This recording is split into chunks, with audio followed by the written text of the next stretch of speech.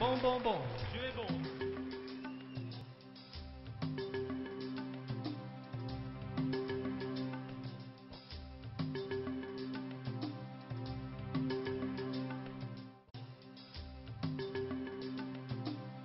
Toujours prise au piège de la colère, et je ne sais comment m'en sortir. Quelle voie prendre?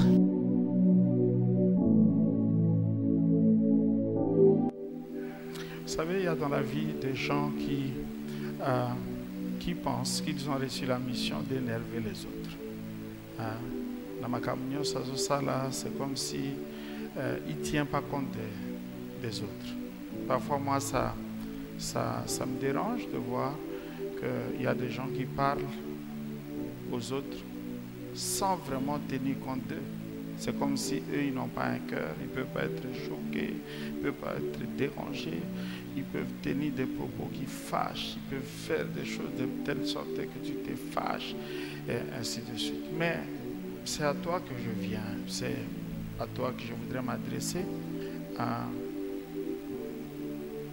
Tu n'es pas obligé de suivre ces gens dans ce qu'ils veulent créer chez toi comme élan de cœur, ce qu'ils veulent créer chez toi comme un sentiment, comme colère. Il y a des gens qui ne font que énerver les autres. Et vous savez, j'étais en train de lire, un jour j'étais sur une autoroute et là j'avais beaucoup aimé ce qu'on avait écrit sur l'autoroute. On a écrit You lose your temper, you lose your life. Donc si tu perds ton tempérament, tu perds ta vie. Ça veut dire, sur cette autoroute-là, il y a des gens, ils peuvent faire un dépassement qui te déséquilibre. Et si toi, tu ne fais pas attention à toi, tu te laisses aller dans la colère, avec la colère, eh bien, des fautes sont vite venues. Alors, je voudrais te dire, sommes tapés sur Kanda Kozoamouti. Kanda, ce n'est pas un bon don. Fais un effort et maîtrise-toi. Comment dire, contrôle ton tempérament. Surveille-toi. Ne laisse pas libre cours la colère. La Bible dit, la colère d'un homme n'atteint pas à la justice de Dieu. Bien souvent, lorsque quelqu'un est énervé, lorsque quelqu'un est en colère, bien souvent, ce qu'il va dire, ce qu'il va faire, va l'obliger peut-être un jour à revenir pour demander pardon. C'est pourquoi le psaume 37 nous dit, laisse la colère, abandonne la fureur, ce serait mal faire. Donc, tu laisses libre cours à ta colère, à ton impétuosité. Et il faut savoir que ça peut te créer des problèmes, ça peut te porter à des fautes, ça peut te pousser à la faute. Il est important que tu apprennes à contrôler ta colère. Personnellement, quand quelque chose m'énerve, je fais un effort pour ne pas parler. J'ai fait un effort pour ne pas agir sous l'effet de la colère, parce que je sais que la colère a poussé les gens, beaucoup de gens, à commettre l'irréparable. Et vous savez, il y a des gens qui ont tué, ils n'avaient pas prévu. Il y a des gens qui ont commis des choses terribles, ils n'avaient pas prévu. Et quand vous parlez avec eux, ils vont vous dire, excusez-moi, j'étais énervé. Donc fais attention à toi, contrôle tes nerfs, et si tu ne le peux pas, je voudrais te dire que le Saint-Esprit est là pour te pourvoir de la maîtrise de soi. C'est ce que le Saint-Esprit apporte dans nos vies.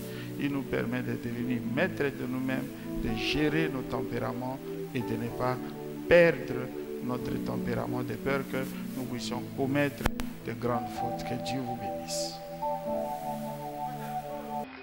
Bon. Dieu est bon.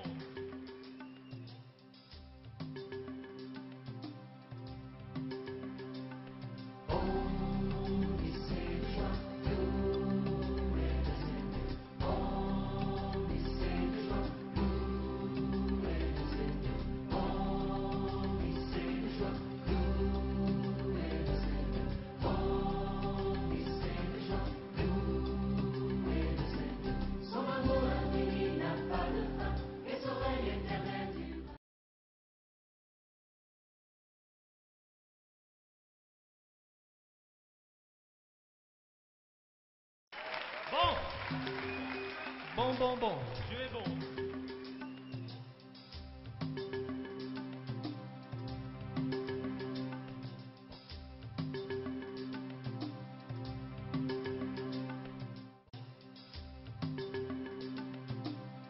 Toujours prise au piège de la colère, et je ne sais comment m'en sortir. Quelle voie prendre?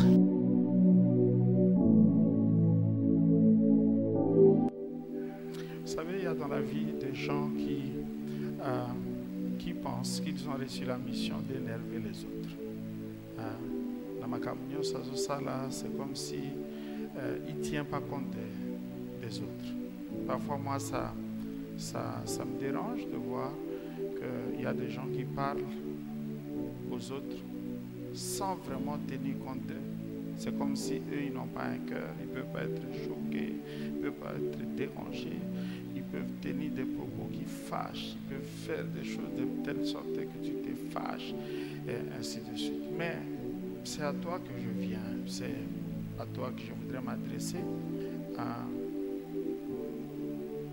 Tu n'es pas obligé de suivre ces gens dans ce qu'ils veulent créer chez toi comme élan de cœur, ce qu'ils veulent créer chez toi comme sentiment, comme colère.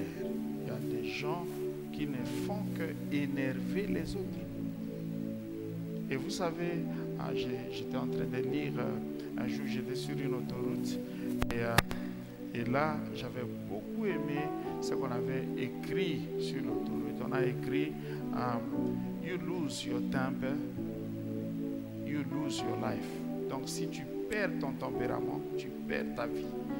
Ça veut dire sur cette autoroute-là, il y a des gens, ils peuvent faire un dépassement qui te déséquilibre. Et si toi, tu ne fais pas attention à toi, tu te laisses aller dans la colère, avec la colère, eh bien, des fautes sont vite venues. Alors, je voudrais te dire, sommes tapés sur Kanda Kouzoamouti. Kanda, ce n'est pas un bon don.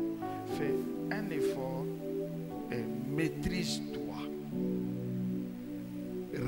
Comment dire, contrôle ton tempérament. Surveille-toi. Ne laisse pas libre cours la colère. La Bible dit, la colère d'un homme n'atteint pas à la justice de Dieu. Bien souvent, lorsque quelqu'un est énervé, lorsque quelqu'un est en colère, bien souvent, ce qu'il va dire, ce qu'il va faire, va l'obliger peut-être un jour à revenir pour demander pardon. C'est pourquoi le psaume 37 nous dit, laisse la colère, abandonne la fureur, ce serait mal faire. Donc, tu laisses libre cours à ta colère, à ton impétuosité.